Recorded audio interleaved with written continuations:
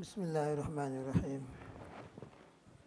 الحمد لله وحده والصلاة والسلام على من لا نبي بعده، ونشهد أن لا إله إلا الله وحده لا شريك له إلها واحدا أحدا صمدا لم يتخذ صاحبة ولا ولدا ولم يكن له كفوا أحد، ونشهد أن سيدنا وشفيعنا وحبيبنا وسندنا ومولانا محمد عبده ورسوله صلوات الله وسلامه على سيد الأولين والآخرين إمام الأنبياء والمرسلين قائد الغر المحجلين سيدنا محمد وعلى آله وأصحابه وأزواجه وأتباعه أجمعين وبارك وسلم تسليما كثيرا كثيرا.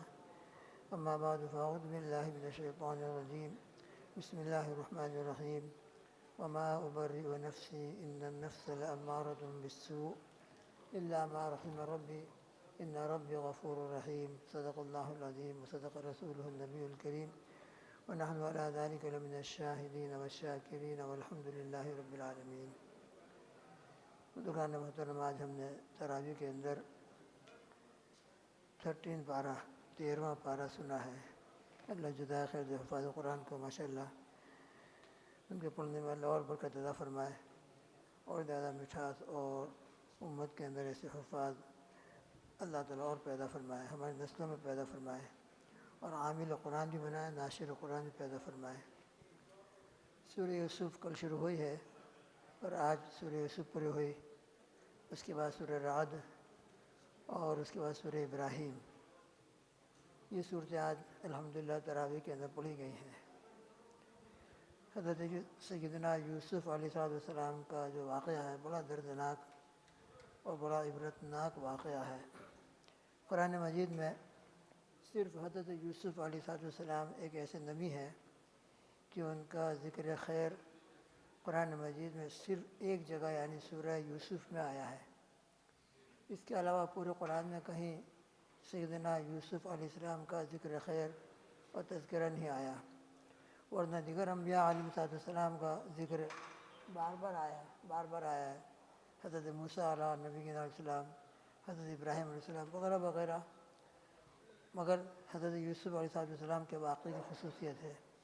اور یہ پوری سورت جو ہے تقریباً چند آیتوں کے علاوہ پورے کی پوری مکہ مکرمہ میں نازل ہوئی.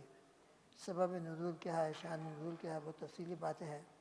خلاصہ حضرت یوسف علیہ السلام کے واقعہ کا کیا پیش آیا ہے. حضرت یوسف علیہ السلام کے والد محترم حضرت یعقوب علیہ السلام اور ان کے والد محترم حضرت اسحاق علیہ السلام اور ان کے والد مکرم سیدنا حضرت ابراہیم علیہ السلام. حضرت یوسف علیہ السلام کی عجیب و غریب خصوصیت ہے کہ خود بھی نبی ہے، ان کے والد بھی نبی ہیں، ان کے گران داد بھی نبی ہے، دادا، اور ان کے جو پردادا ہیں وہ بھی نبی ہے. اتنی بڑی اللہ پاک نے ان کو صفات سے اور کمالات سے نوازا ہے. بچپن کے اندر حضرت یعقوب علیہ السلام کی 2 زوجہ محترمہ ہیں، راحیل اور لیہ.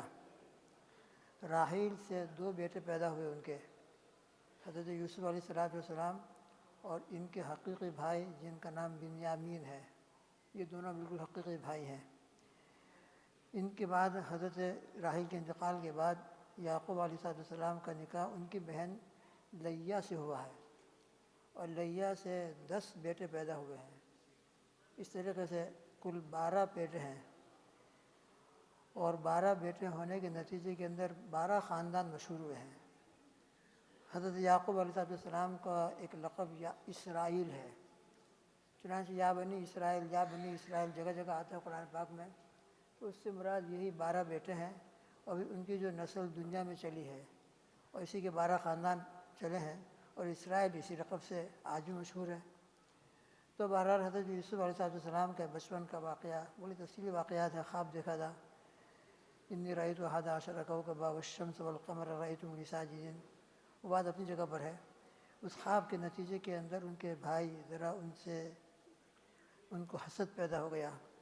حضرت یعقوب علیہ السلام کو فطرتاً حضرت یوسف علیہ السلام سے بڑی محبت تھی، اور آگے چل کر نبی بننے والے تھے. اللہ پاک ان کو نبوت سے مالا مال کرنے والے تھے، اور نبی کی تو شان ہی کچھ الگ ہوتی ہے. چاہے ان کے دوسرے بھائی خاندان نبوت کے افراد تھے، اور خاندان نبوت اور فیملی کے بہت بڑے بڑے لوگ تھے وہ بھی، لیکن یہ خود نبی بننے والے تھے. تو ان کے چہرے کے اوپر، ان کے قلب کے اندر جو نورانیت تھی اور جو اللہ پاک نے ظاہری حسن جمال میں دیا تھا، اس بنا پر حضرت یعقوب علیہ السلام کو ان سے بڑی محبت تھی. یہ محبت ان کے بھائیوں سے دیکھی نہیں جاتی تھی اور ان کے جلد سے پیدا ہوتے تھے. کام ہم کرتے ہیں، بڑے ہم ہیں، لیکن ہمارے والد محترم کی پوری توجہ یوسف کی طرف رہتی ہے اور ان سے محبت کرتے ہیں اور ان سے تعلق رکھتے ہیں. اب آپس میں میٹنگ ہوئی کہ کس طرح جدا کیا جائے تاکہ یہ یوسف نہ رہیں گے تو پھر ہمارے والد محترم کی توجہ ہماری طرف مبذول ہوگی اور ہم ان کے نور نظر بنیں گے. اب اس کے پورا واقعات قرآن مجید نے بیان کی ہے. حسد پیدا ہوا، کسی نے کہا کہ قتل کر ڈالو، کسی نے کہا کہ نہیں چھوڑ دو، ان کو کسی کنویں میں ڈال دو، کوئی مسافر آئے گا تو اٹھا کر لے جائے گا اور ہمارا مقصد پورا ہو جائے گا. ہم کو تو ان کو والد سے جدا کرنا ہے، وہ مقصد پورا ہو جائے گا. تو پھر اس میں کامیاب ہوئے، ایک کنویں میں ڈال دیا. اور ایک مسافر کا قافلہ وہاں سے گزر رہا تھا، ان کا پانی لینے والا وہاں پہنچا، ڈول پانی میں لٹکایا تو اتفاق سے اللہ پاک کی تدبیر یہ ہوئی کہ حضرت جبریل علیہ السلام نے کنویں کے اندر یوسف علیہ کو بٹھا دیا. ڈول نکالا تو کنویں میں حضرت ماشاءاللہ یوسف چھوٹے سے بچے تھے ابھی تو، ڈول کے اندر وہ کنویں میں نکل آئے. تو خوش ہو گیا. اللہ قال یا بشرا ھذا غلام واصره بضاعہ، بڑا خوش ہو گیا. قافلے والوں کے بعد لے کر آیا. خیر پھر قافلے والوں سے یہ حضرت یوسف علیہ السلام ان کو لے کر مصر پہنچے، ایجپٹ، اور وہاں جا کر ان کو بیچ دیا. اللہ کا کرنا، جس نے خریدا ہے وہ عزیز مصر ہے. مصر کا جو گورنر تھا، بہت بڑا پاورفل آدمی تھا، اس نے خرید لیا. اللہ رب العزت نے کنویں میں سے نکالا اور شاہی خاندان میں اور محل کے اندر پہنچا دیا. یہ اللہ کی قدرت. اور وہاں بڑے ہوئے، وہاں ان کے امتحان آئے. زلیخا کے ساتھ کا واقعہ پیش آیا. پھر اس کے بعد جیل میں جانا ہوا. جیل کے اندر جانے کے بعد قیدیوں کے ساتھ بڑی محبت ہو گئی اور وہاں کسی دو قیدیوں نے خواب دیکھا.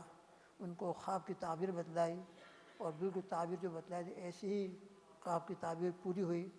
اب اتفاق سے وہ جن کو تعبیر بتلائی تھی ان میں سے ایک کو رسول میں چڑھا دیا گیا اور ایک وہ بادشاہ کے دونوں خادم تھے جن دونوں نے خواب دیکھا تھا، اور ایک اپنے جو پہلی ڈیوٹی تھی اس پر چلا گیا. اب اس کے بعد اتفاق سے جو عزیز مصر کے اوپر کا جو بادشاہ تھا، اصل بادشاہ، وقال الملک اتونی بھی، اس نے خواب دیکھا. اور خواب یہ قرآن پاک نے بیان کیا ہے، بہت عجیب و غریب.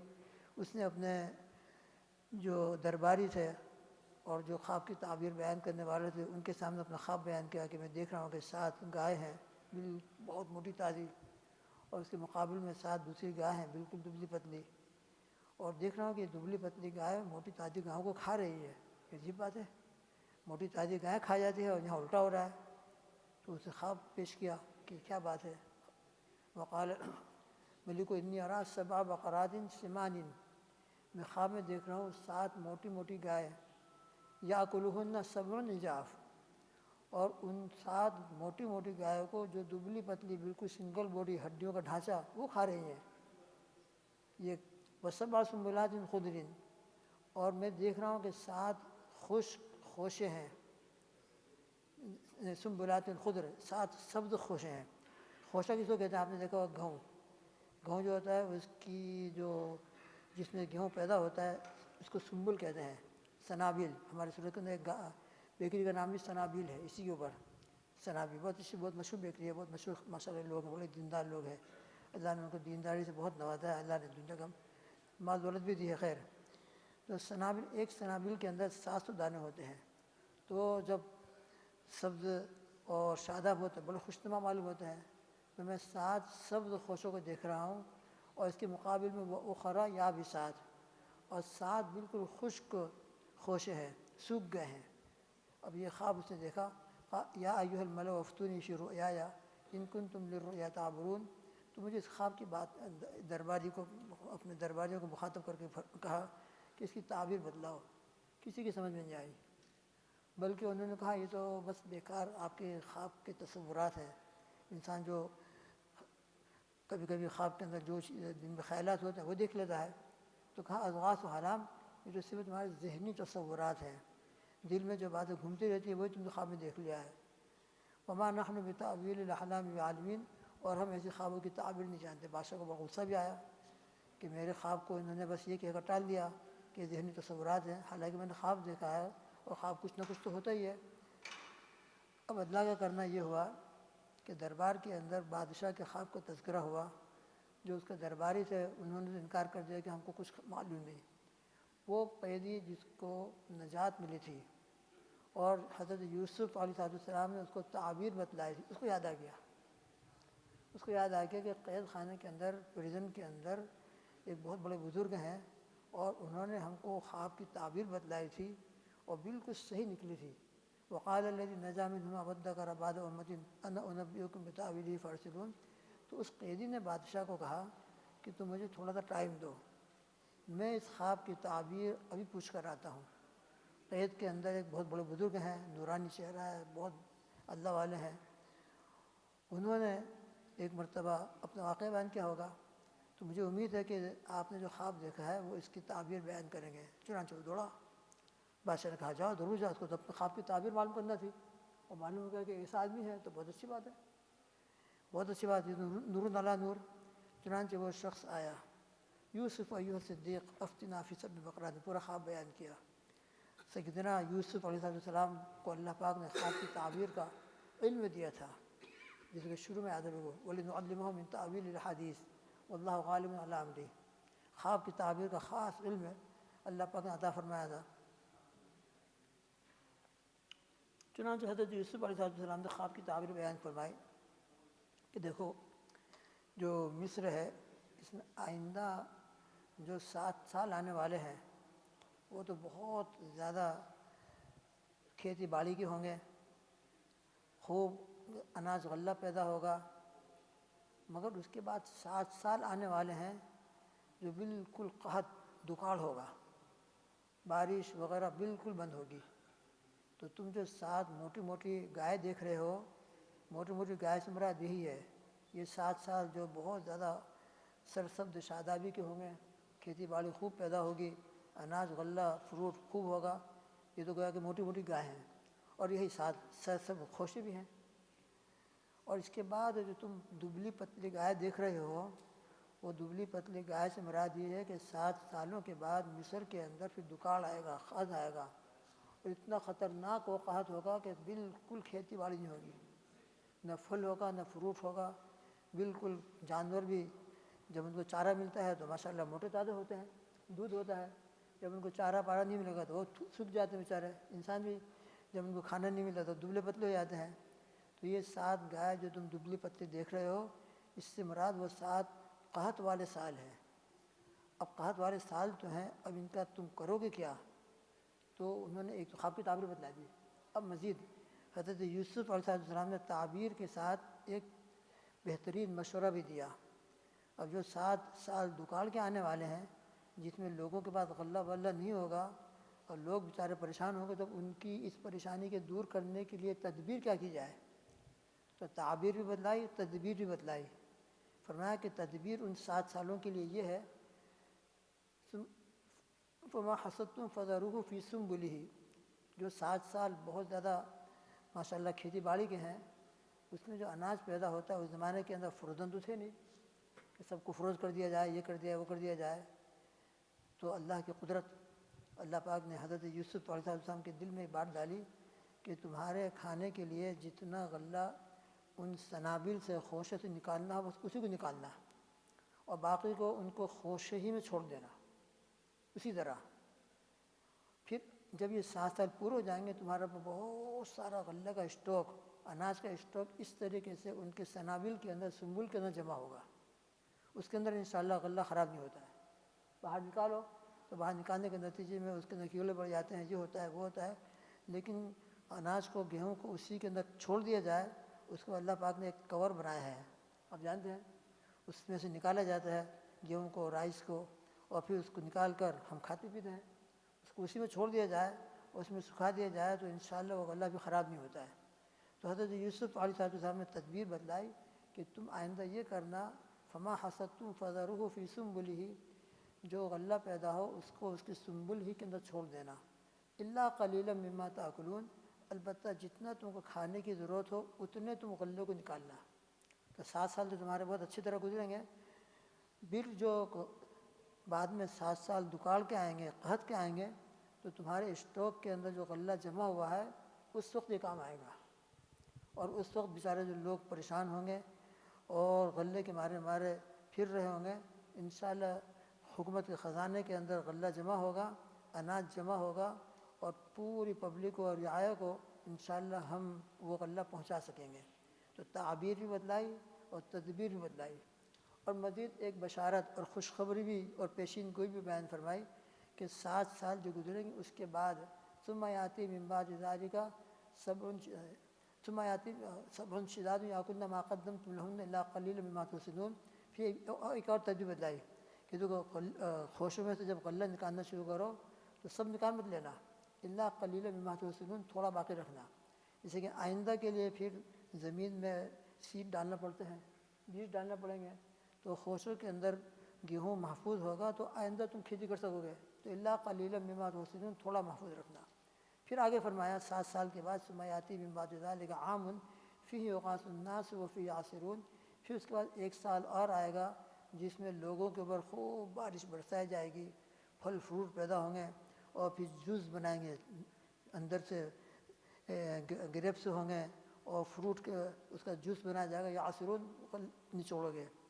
تو بادشاہ کے پاس یہ قاصد توڑا گیا اور جا کر یہ تعبیر بدلائی، بادشاہ بہت متاثر ہوا، اور جن درباریوں نے کہا تھا کہ سب بیکار باتیں ہیں، تمہارے تصورات کے اندر جو چیز آ رہی تھی وہ خواب کے اندر تم دیکھ لیا، بادشاہ نے جب یہ تعبیر سنی فلما جاء الرسول قال ارجع الى ربك فاسأله ما بال، تو کہا کہ بس ان کو بلا لاؤ جا کے، دو اتنے بزرگ آدمی، اتنا صاحب علم ہے، جیل میں رہے اور پریزن میں رہے، ہمارے قید کے اندر رہے، وہ تو دربار میں لانے کے قابل ہے، ہمارا معزز مہمان بنا کر رکھنے کے قابل ہے۔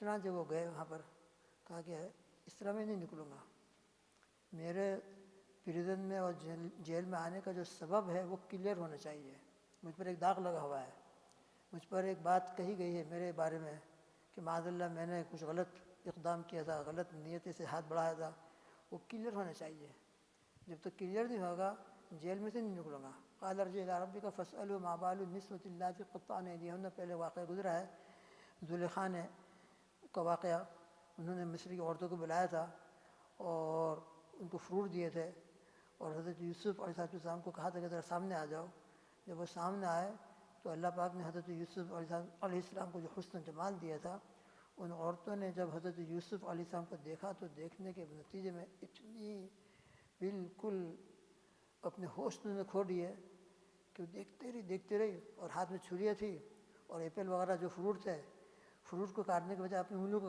کاٹ ڈالا، وہ پتہ بھی نہیں چلا، اتنا اللہ پاک نے کو جمال و حسن دیا تھا۔ ان ھذا الا ملک کریم، جو بالکل جیسے کہ آسمان سے فرشتہ اترا ہے، ایسا انسان تو کبھی ہم نے دیکھا ہی نہیں، اتنا حسین و جمیل اور ایسا نورانی، تو انہوں نے اپنے ہاتھ کاٹ ڈالے تھے۔